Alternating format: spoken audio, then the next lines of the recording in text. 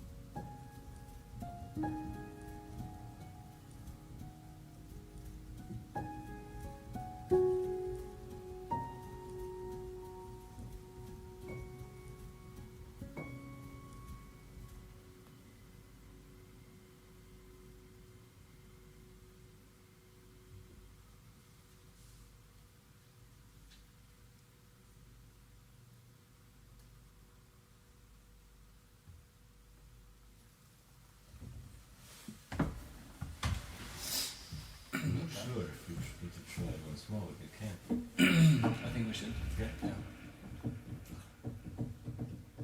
Ideas? No.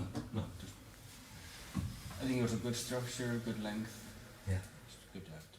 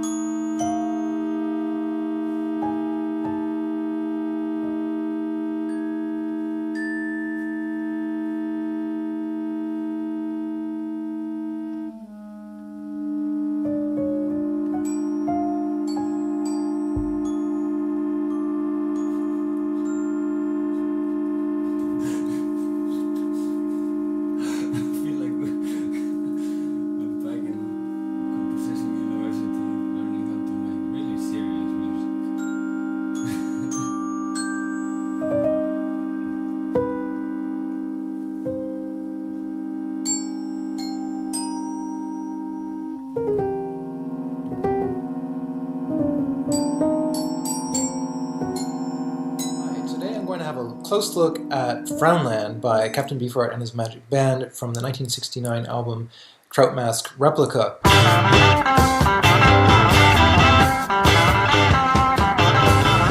My smile is stuck. I cannot go back to your Frownland.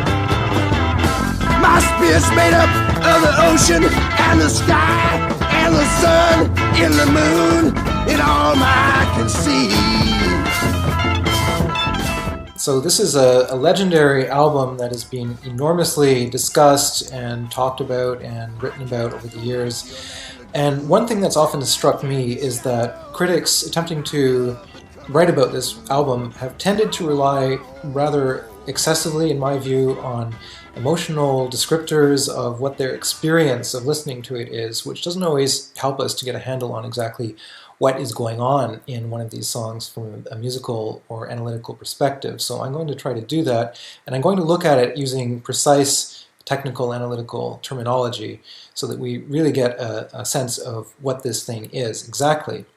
So before we launch into that, I'd like to say that if you are a music student and you haven't sat down and listened to this entire record, which is 80 minutes long, at least 4 times, then your musical education is woefully incomplete. Every composer should know this record. Everyone interested seriously in music needs to know it because it's just an amazing achievement on all sorts of levels. And I'm frankly not very interested in whether people like it or not. That's not really the point. The point is to try to come to terms with what the thing is and what is it about it that is so innovative and exciting. It's been an incredibly influential album. Many people have claimed it as being an essential record, and lots of people actually, frankly, hate it and can't stand it. So it's been very polarizing, but it is a major artistic statement. It's a very, very important record, and I think that even if one doesn't necessarily like it, it's important to know what it is and how it was made. So to begin with, here are some basic elements about the record. So Frownland is the opening track from the album, and it is certainly a remarkably audacious way to start off a record, because it is by far the most complex thing on the whole record, as far as I'm concerned. I mean, there are a lot of very complex pieces on this. It's a double set, and it's a very lengthy and imposing artistic statement, but this is the most complex one, Frownland, as far as I'm concerned. It's a track that's less than 2 minutes long. It's 1 minute and 40 seconds to be precise. The amount of material that it contains is actually quite astonishing when you have a close look at it. So this record was recorded in 1969 by a lineup that was essentially a quintet. So the core of it is Don Van Vliet, alias Captain Beefheart, on vocals, and he's also the main composer of the record and wrote all the lyrics. Then you have Bill Harkleroad on first guitar, Jeff Cotton on second guitar, Mark Boston on bass guitar, and John French on the drums. All of these performers were given stage names by Beefheart, which appeared on the record sleeve. As far as the sound of the album goes, one of the things that strikes a listener at first hearing is it's got a certain harshness to it. So unfortunately, the record is not particularly well mixed. The instruments tend to be clustered together in a rather narrow frequency band. It's not easy to pull them apart. The bass is somewhat muddy. It's not a very clean sounding recording, but that doesn't particularly impede my musical enjoyment of it. And in fact, I think one of the qualities that the band and that Captain Beefheart were going for is a certain abrasiveness, a certain harshness. And one of the ways that they achieved this result is that the electric guitars are played with distortion and also with steel picks, which is a somewhat unusual thing to do. So when you play a guitar with a pick, and especially with a steel pick, you increase the amount of noise in the attack, essentially. You complexify the sound of the instrument. And the other thing that was done is the drum kit was prepared in the same sort of sense as a prepared piano with bits of cardboard. So from what I gather, this originally came about because the band was rehearsing in a house in Woodland Hills, California, and they had neighbors that were just sort of fed up with all the noise, and so the drummer decided to mute his drums with pieces of cardboard, and this sort of sonic technique was carried over into the recording sessions. And one of the interesting things about this is that when you have, for example, a piece of cardboard between the cymbals of a hi-hat or placed on drum heads, you get a somewhat chaotic result sonically, because the pieces of cardboard are not going to interact with the drumsticks and the drum heads and the cymbals in precisely the same way each time the drum is attacked. So it again provides a rather distorted and complex sound. So all of these things go towards the overall timbral qualities of this record, which are certainly remarkable. One final point is that the record was composed in a rather unique way. Don Van Vliet was not a trained musician. He couldn't read or write music, and he couldn't even really play piano all that well, but he actually wrote all of these pieces on a piano, and according to his own claim, he did so in 8.5 hours. Well, that claim is actually completely false. But what actually happened is he would sit down at the piano for very lengthy sessions and write these pieces or fragments of pieces, which were then transcribed by the drummer, by John French, who would be sitting next to him. And then once these bits of music were transcribed, they would be then taught to the other performers in the group. And eventually they would be massaged into songs.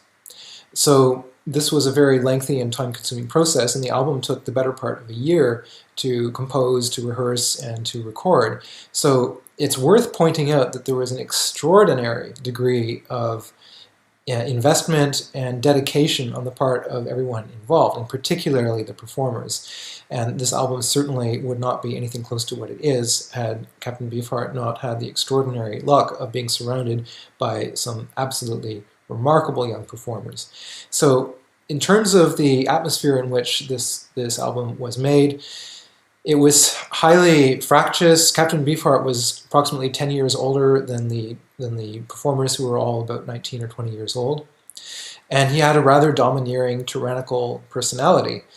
And part of the only way that this whole thing could be made to work was that he was rather domineering and imposed his will on these performers in a somewhat ruthless manner. They agreed to continue because of the extraordinary nature of the music and of the fact that they sensed that they were involved in something of tremendous artistic importance, but it was by no means a walk in the park, rehearsing and learning all of these pieces. So let's have a look at the poem, the text for this song. I'm going to start off by reading it, and then we'll have a look at some of the technical features of the text.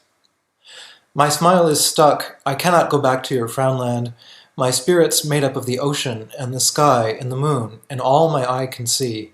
I cannot go back to your land of gloom, where black jagged shadows remind me of the coming of your doom. I want my own land.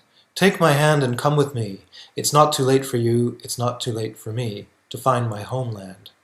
Where a man can stand by another man without an ego flyin', with no man lyin', and no one dyin' by an earthly hand. Let the devils burn and the beggar learn, and the little girls that live in those old worlds take my kind hand. My smile is stuck. I cannot go back to your frown land. I cannot go back to your frown land.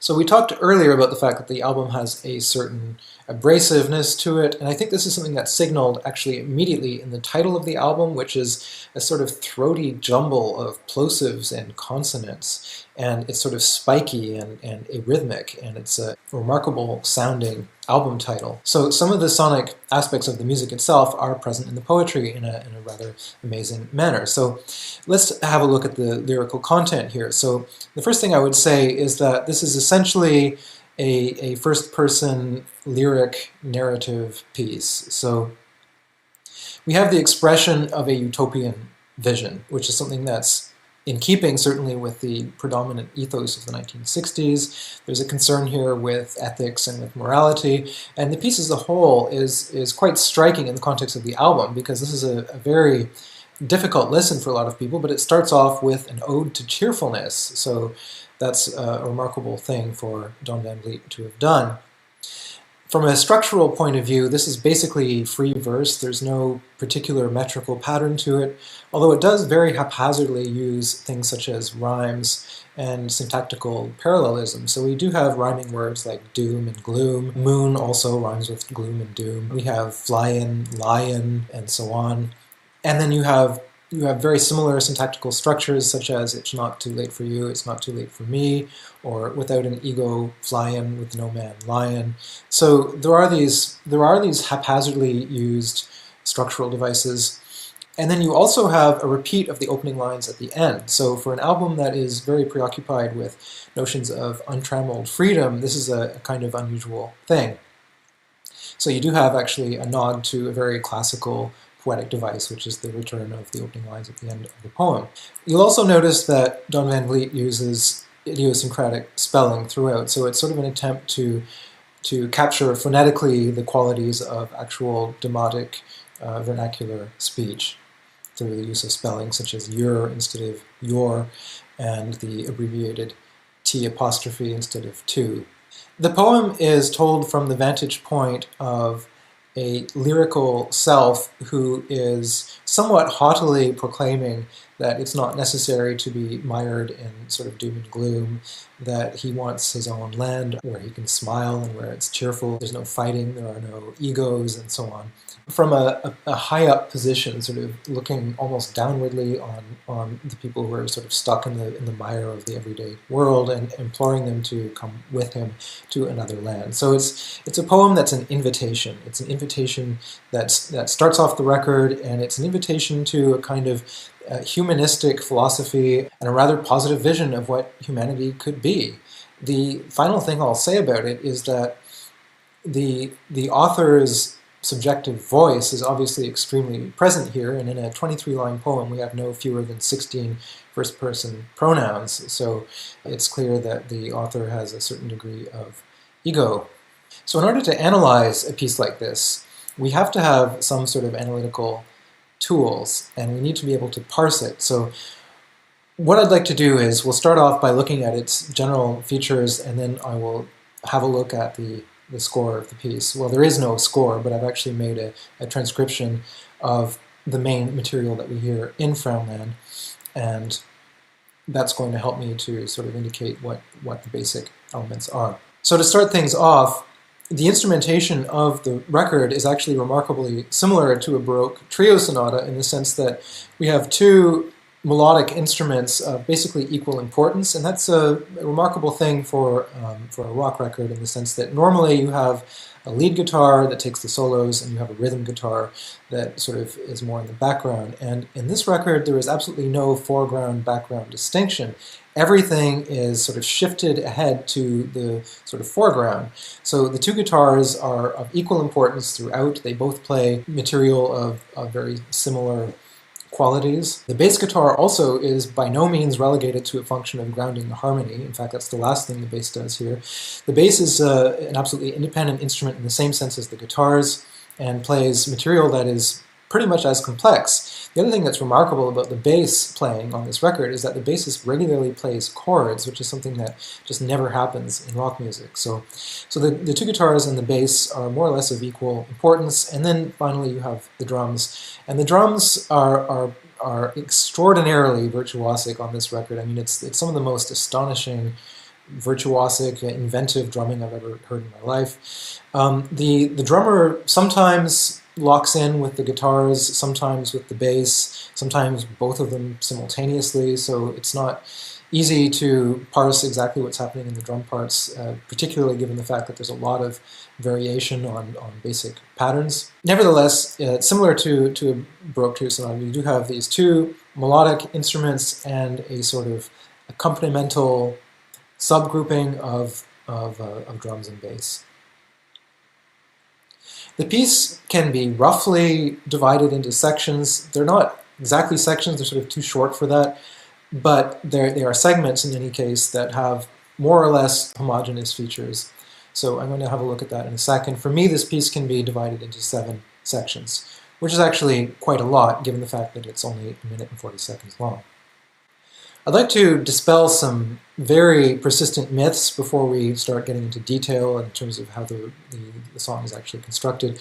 So the first is that it's very often described as being atonal or arrhythmic or completely improvised. Well, none of these things is true in the slightest.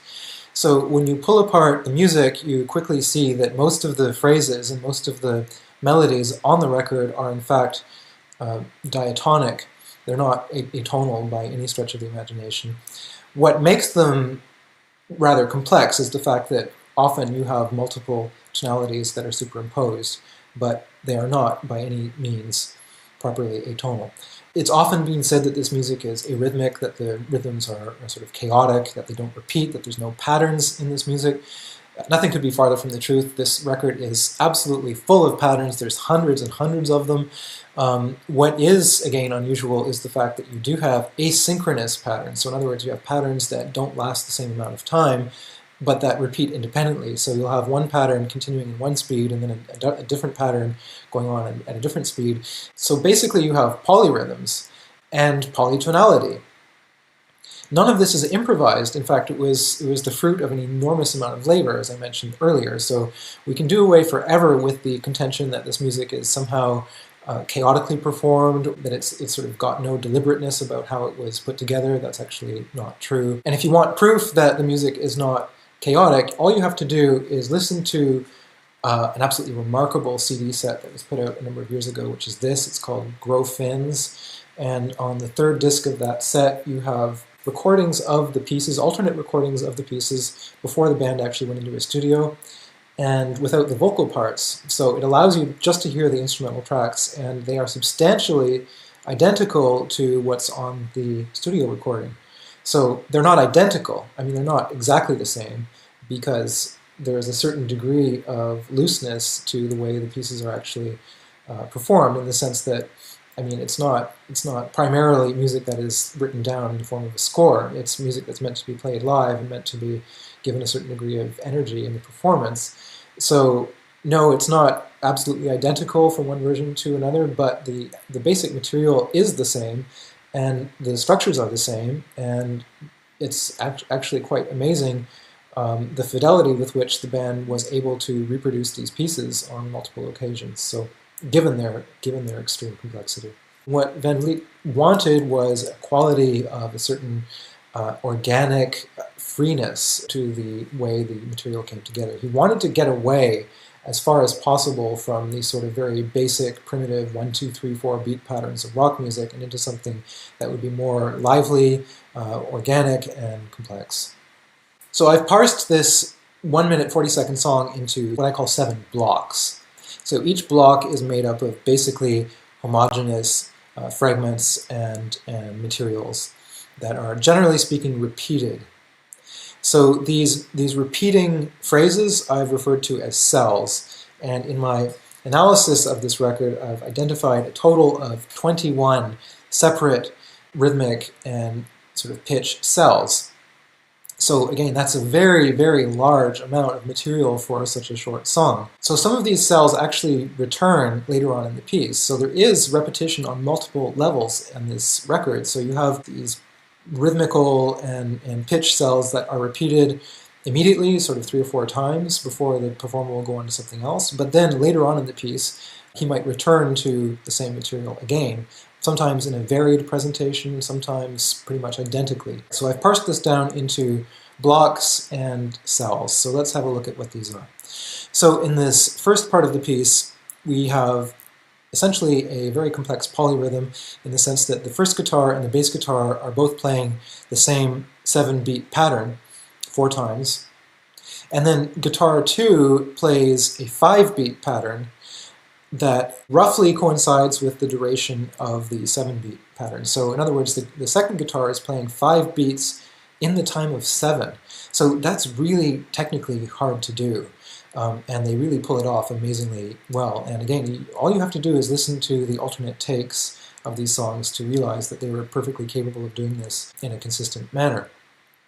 So the drums are roughly playing together with cell 1, so this repeating 7-beat phrase, although they're not completely synchronous with the guitar and the bass guitar. So there is a rather remarkable rhythmic vitality and diversity within this initial block, which lasts all of 12 seconds. So that's the amount of time you have to sort of pull apart this piece and figure out what's going on in the sort of introductory segment of the song.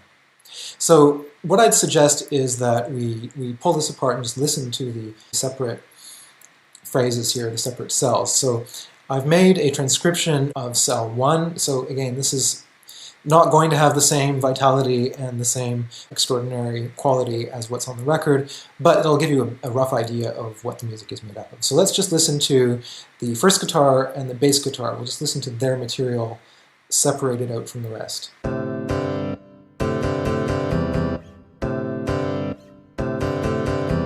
Okay, so now let's listen to what the second guitar is playing.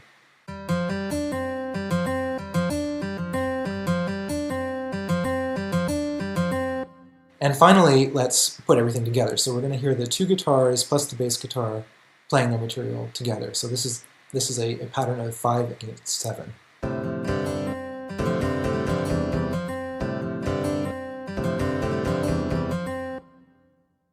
Okay, and finally, let's refer back to the original recording. So this is what the first 12 or so seconds of the piece sounds like.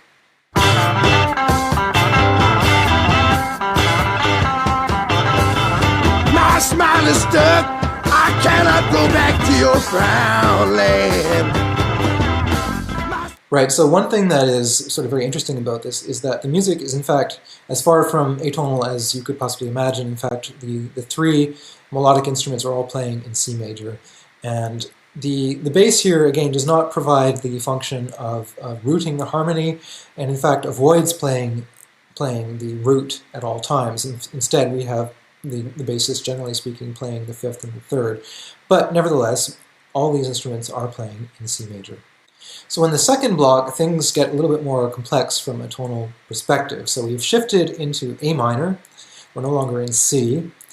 The 2 guitars are playing the same rhythmic pattern here. So I would say that generally speaking, in terms of the way this album is put together, the actual pitch content of these phrases is not always hugely important. I would say that the rhythmic patterns are more important, but nevertheless, let's have a look at what's going on. So we have this little A minor lick here. It's about 4 beats long, and we've shifted not only into A minor, but we've also shifted into a ternary beat pattern. So we're in a triplet rhythm as opposed to a pattern of straight eighths.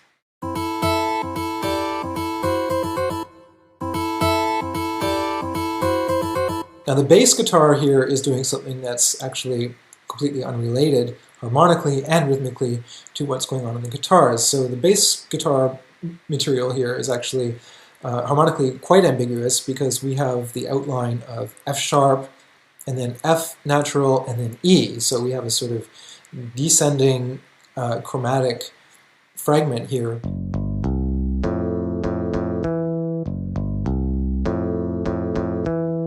I suppose this little fragment could be assimilated into a tonality of F major, although not terribly easily or convincingly. But that's basically what's going on here. So at a certain point, the first guitar breaks off from what the second guitar and bass guitar are doing into a solo. And this solo is in C. It's not clear if it's in C major or C minor because we have both E flat and E natural that appear in this phrase at different points. My spirit's made up of the ocean and the sky and the sun and the moon. In the third block, we have yet another tonal shift. The first guitar suddenly moves into B flat major, which is a key that is quite unrelated to C major, which is where we started out. And the second guitar plays this sort of bluesy riff in a different tempo. So guitar 1 continues in what I gather is the main tempo of the piece, which is approximately quarter equals 132, which is a very, very fast tempo. Guitar 2 here seems to be moving at approximately quarter equals 80, and it's playing this lick that's sort of in G major. And the bass guitar here starts a new pattern, cell number 7, which actually recurs later on in the piece, which is in C minor. So it's this sort of slightly swung or shuffle type rhythm with these sort of syncopations.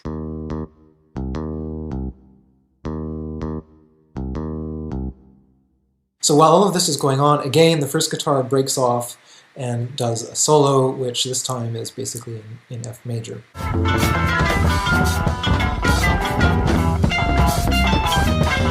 I cannot go back to your land of gloom, where black jagged shadows. In the fourth block, the key of G major seems to be becoming the main key of the piece. By this point, we notice that a lot of the material is sort of centering around that key. We have G major in the first guitar part, which is playing a very short little 4-beat phrase.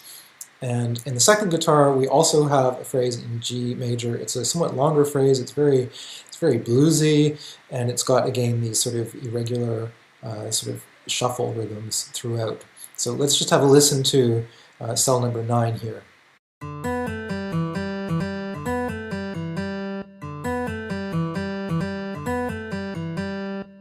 So that's actually a fairly conventional sounding little melodic phrase. However, in the bass guitar, we have something completely different. So the bassist is playing these rapid triplets in F major, and these triplets also contain thirds, so these sort of third chords, and that's, again, very, very, very unusual to hear that in a rock song. And then after repeating that phrase a number of times, the bassist then moves off into E minor and plays a completely different phrase. I want my own land. Take my hand and come with me. It's not too late for you if it's not too late for me. So in the fifth block, guitar 1 shifts into E minor, and guitar 2 is playing in what looks like G major, and they're both playing at the same time in the same rhythm. So again, guitar 1 and 2 here fuse into a single rhythmical unit, and the bass guitar is playing a completely different rhythmical unit that's 4 beats long, whereas the guitars are playing an 8-beat phrase. And again, the tempi of these two different phrases is not the same.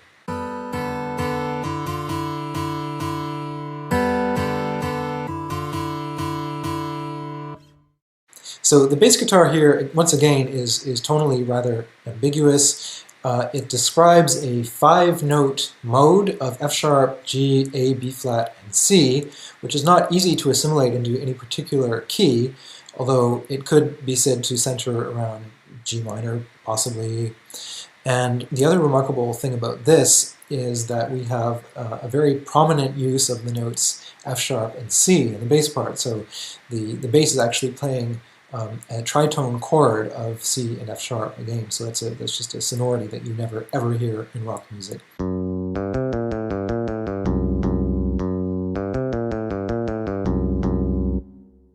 Too late for me to find my homeland, where man can stand by another man without an ego flying. In the 6th block, the guitars are mostly in G major throughout.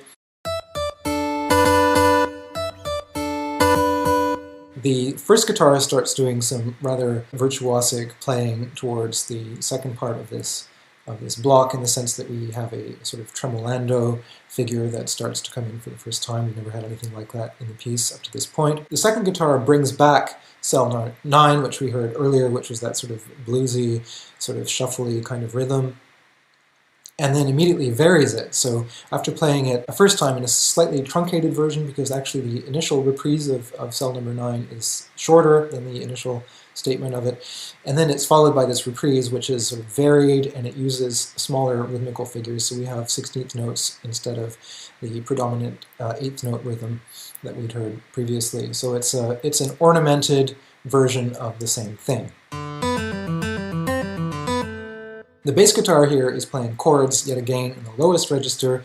There's actually an error in my transcription. The second chord there is not E, G, which is actually technically impossible to play on a normally tuned bass. But anyway, the basic idea is that the bassist is playing on the 3rd and 4th strings, playing double stops, and again, it's a 4-beat phrase and a completely unrelated tempo to what the others are doing. And then after a number of repetitions of this cell, which I've called cell 16, we return to cell 7, which is the C minor repeating swing phrase that we heard earlier. So here we have quite a jumble of different tonalities. We have the guitars that are more or less in G. We have the bass guitar, which is, to the extent that you can even perceive the pitches and what it's playing in such a low register, we have something essentially in E minor, and then followed by C minor in the bass. So it's still very complex, but there is this coalescing around a central key of G. Lying with no man lying, and no one dying by an earthly hand. So the piece ends with a remarkable cadential gesture. The guitars remain initially in G major, but what happens is that we have these new figures, so cells 18 and 19, but once they've been stated a few times, the guitars then bring them up an octave and play them faster and faster and with more and more sort of complex ornamentation and variation. And so that is a cadential gesture in the sense that it brings us quite breathlessly to the apex of complexity and speed also of the song. And while all of this is going on, the bass initially continues with cell number 7 and then introduces a new figure which is more or less in C major towards the end of the piece. Right, so we get this sort of maniacal ending of the piece where everyone is sort of playing faster and faster, and we have again these different superimposed keys, but the piece by this point is more or less grounded in G, and what's interesting about that is, we'll recall that we started out in C major and we seem to have ended in G, so it's as though there were a kind of tonic to dominant progression over the course of the 1 minute and 40 seconds of this piece. Just to resume, 21 different fragments, all of different length, and some of them played in different conflicting tempi, all of them in different keys as well. I mean, it's a remarkable recipe for a rock song. It's absolutely unique. And when you do pull this thing apart, you realize that it was put together with great skill by the performers. And once you've sort of internalized what these essential components are, and you have a kind of mental roadmap of the piece, it actually becomes a lot easier to listen to and to understand what's going on in it. So remember, this is just one piece on a double album, And the whole record is absolutely amazing and certainly worth listening to very closely. So this will give you an idea of some.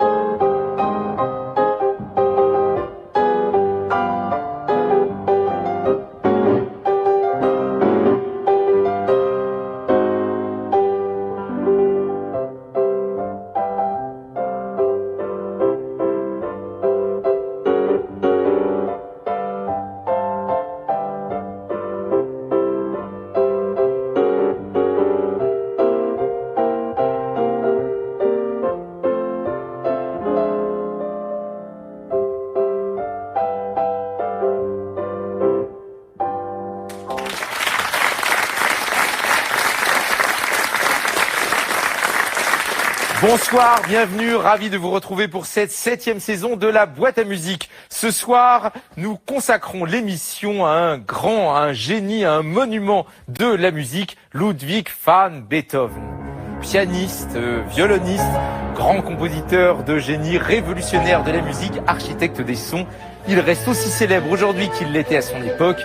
Imaginez par exemple qu'à sa mort, le tiers de Vienne a suivi son enterrement. Pour nous accompagner, le grand pianiste François-Frédéric Guy, le baryton Edwin Crossley-Mercer et le violoniste virtuose Teddy Papavrami. Et puis 3 invités particulièrement beethoveniens, la journaliste Audrey Pulvar, la chanteuse Natacha Saint-Pierre, le philosophe, écrivain et ancien ministre Luc Ferry. En tout cas, ce qui m'a frappé, c'est le fait que tous les 3, vous parliez tout de suite du piano, l'instrument roi, l'instrument préféré, etc. Or, le piano est vraiment au cœur de la musique de Beethoven. Beethoven, comme presque tous les compositeurs de son époque, est à la fois violoniste et pianiste, mais surtout pianiste virtuose, pianiste improvisateur. Il se fait connaître comme ça, au début, notamment à Vienne. Et j'ai pensé que c'était bien de commencer finalement par le piano. Et pour ça, je vous propose d'accueillir un très grand pianiste, j'allais dire presque Beethoven lui-même, parce que pour moi, à chaque fois que je pense Beethoven, en tout cas Beethoven au piano, à notre époque, je pense à François-Frédéric Guy. Il a fait l'intégrale des sonates, l'intégrale des concertos pour piano, sous la direction de Philippe Jordan. Il est en train de faire un nouveau projet d'intégrale de musique de chambre, et je trouve que même physiquement, il lui ressemble. Je profite qu'il n'est pas encore là pour dire mon enthousiasme, et au-delà du fait qu'il consacre presque la plus grande partie de son énergie depuis quelques années aux œuvres de Beethoven, vous allez voir, il est tout à fait beethovenien, il en a l'énergie, il en a le tempérament, il en a la puissance. Donc nous accueillons maintenant François-Frédéric Guy.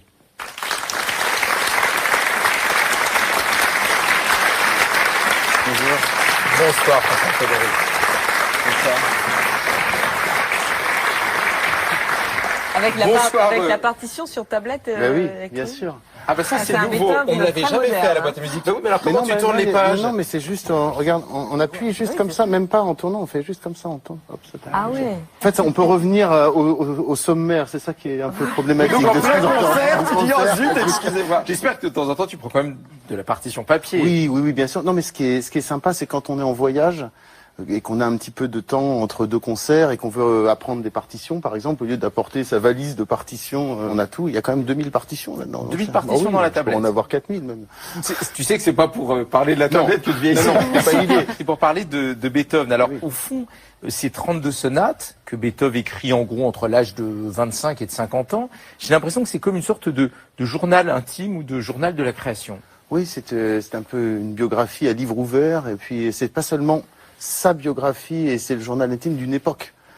Et par-delà même, on pourrait extrapoler et dire que c'est en fait l'histoire des sentiments humains qui sont juste résumés dans ces 32 sonates. Et c'est ça qui est incroyable.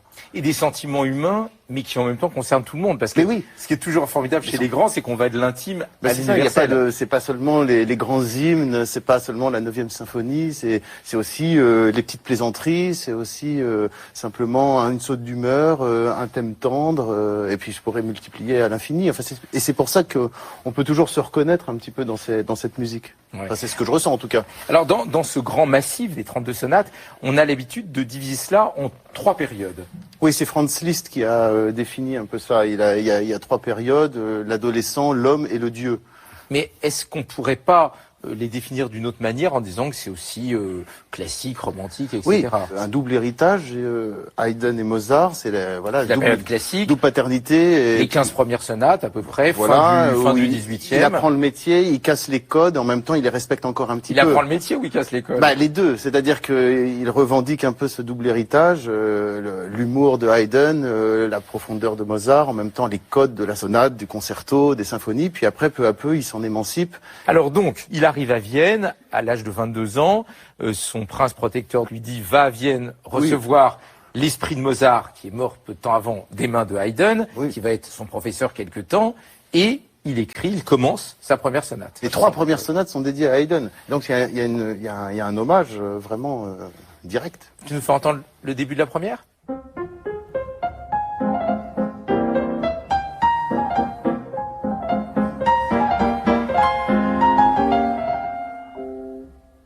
Déjà, en quelques mesures, il y a une petite plaisanterie, il y a un arrêt, il y a un doute, tout d'un coup, on est moins à l'aise qu'au tout début.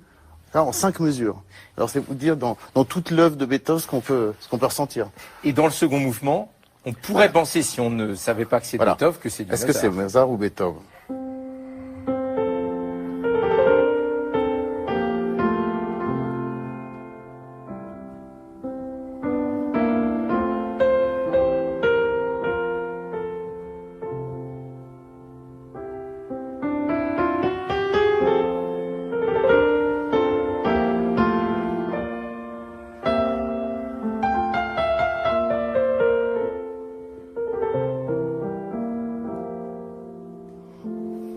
Il est quand même moins parfait que Mozart. Il essaye d'imiter un petit peu, mais il y a des petits détails qui vont pas. Mozart aurait pas écrit 2 arpèges contraires comme ça parce que c'est pas beau, il y a trop de notes, c'est pas. Tu as parlé de l'humour du début du premier mouvement. Oui.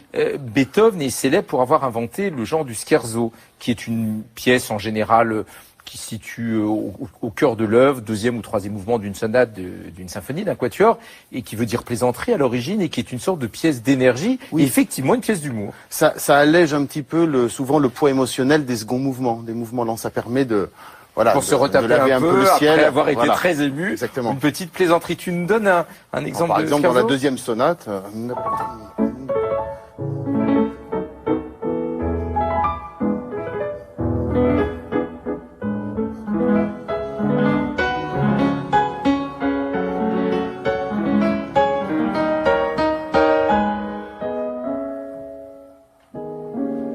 Etc. Si je comprends bien, première période, classicisme, humour. Oui, parce que là, il y a de l'humour, mais c'est encore fin 18e siècle. Il y a encore des révérences, des codes. Attention, il faut pas trop en faire quand même. Il faut restons polis, restons courtois.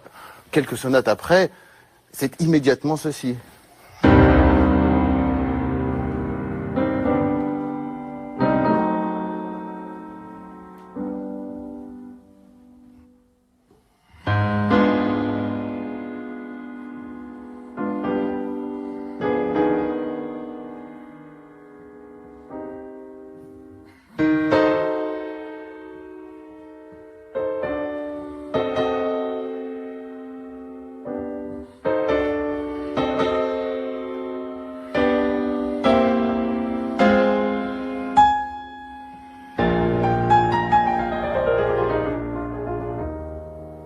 Sonate pathétique. Voilà. Alors ça, tu sais que c'était le grand tube déjà de son vivant. Hein. C'était une des sonates les plus connues du vivant de Beethoven et jusqu'à sa mort. Oui, du coup, déjà, il assoit sa réputation de pianiste virtuose aussi. Parce qu'au début, c'est un très grand pianiste. Après, avec la surdité venant, il joue de moins en moins et finalement s'enferme dans un monde intérieur. Et c'est ça aussi qui va contribuer beaucoup à son changement de style. Mais alors, tout de suite, une chose importante pour les téléspectateurs, tous ces noms ne sont pas de Beethoven. Hein. Pathétique, c'est pas lui qui... Je crois qu'il l'employait, mais enfin, c'est une idée de l'éditeur. Oui, peut-être alors c'était pour être un peu commercial. Hein. Bah oui, déjà, il fallait quand même vendre un petit peu la chose. Tu peux jouer le début du dernier mouvement, parce que ça, c'est vraiment un tube.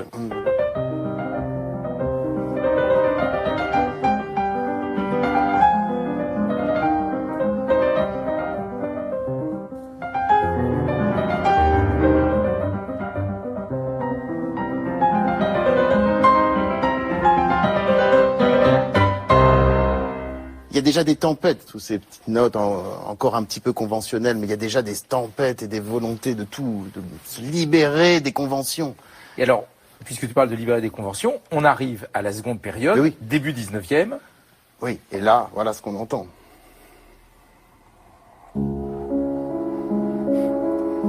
Autre tube.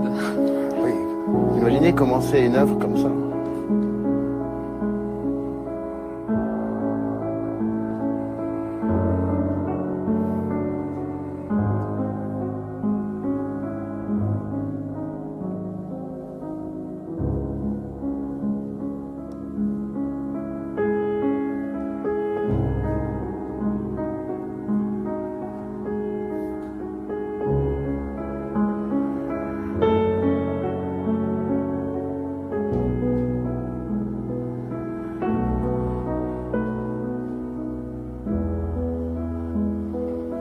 Voilà, avec quelques arpèges, on installe un climat qu'on n'a jamais connu avant, en fait. Hein.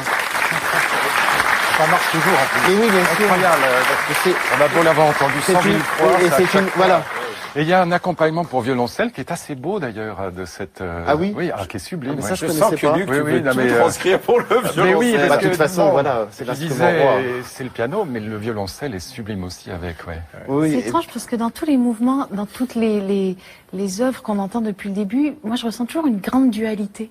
Comme s'il y avait toujours une grosse part de mélancolie, mais en même temps une envie de pas l'être. Dans tout ce Oui. qui est joué de Beethoven, c'est jamais, il n'y a jamais une seule émotion. Je dirais même que c'est plus qu'une dualité. C'est que ce que je disais au début, c'est qu'il y a toutes les émotions potentiellement.